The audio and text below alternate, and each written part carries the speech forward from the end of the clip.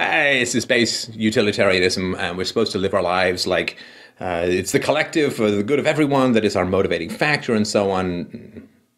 Homos economos tells us otherwise, so we're interested in self-interest and so on. And the funny thing is, I don't like philosophies that go very much against the biological grain of why we are here to even develop philosophies in the first place. Sorry. We are biologically driven for close kin conditions and affection to the DNA that is closest to us. My kids, sadly, are more important to me than your kids. Not that I don't care about them, but that's how biology works. And then we have this philosophy that says, put everyone else first. The reality is, of course, there's no such thing as the common good. There's no such thing as a collective. It doesn't have a voice.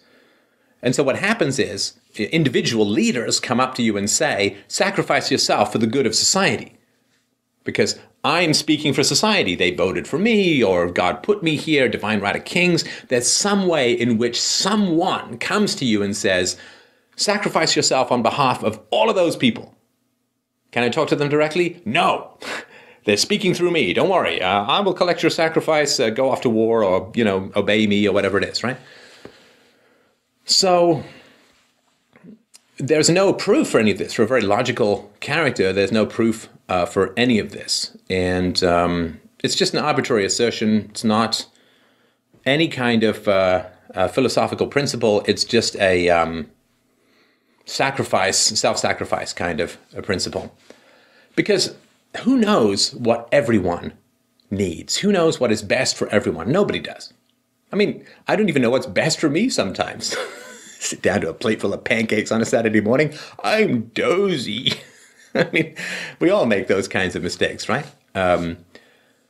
So utilitarianism, the greatest good for the greatest number, it's just a way to get you to obey whoever happens to be in command. But they like to say, well, you're not obeying me, you're obeying the collective good, you're whatever, right? And so that's not really great. Because at least in religion, right, people will say, a lot of the priests or a lot of religious leaders will say, don't obey me, obey God, but God speaks only through me. But, of course, for most of the Christian religion in particular, you have a personal relationship with the deity, and God and Jesus can tell you what to do without a third party hooking themselves up to your moral jugular. So we can't always know what's great for us. Like 95% of people who diet end up at the same weight or more within a year or two. So even people who want to diet don't even or can't achieve what's good for them. So the idea that we can act in a way that's beneficial to everyone else, I mean, yes, let's not go around raping, killing, murdering, and so on. But as far as self-sacrifice for the sake of the common good, it's completely undefined. The common good, according to who? According to what standard? What level of sacrifice is acceptable? And of course, it's funny how, presidents always talk about this. Leaders always talk about this. Self-sacrifice. The needs of the many outweigh the needs of the few or the one. But if anyone shoots at me, I want 1,900 guys to throw themselves in front of my body. It's like, well, that's not really, that's the good of the one outweighing the good of the many.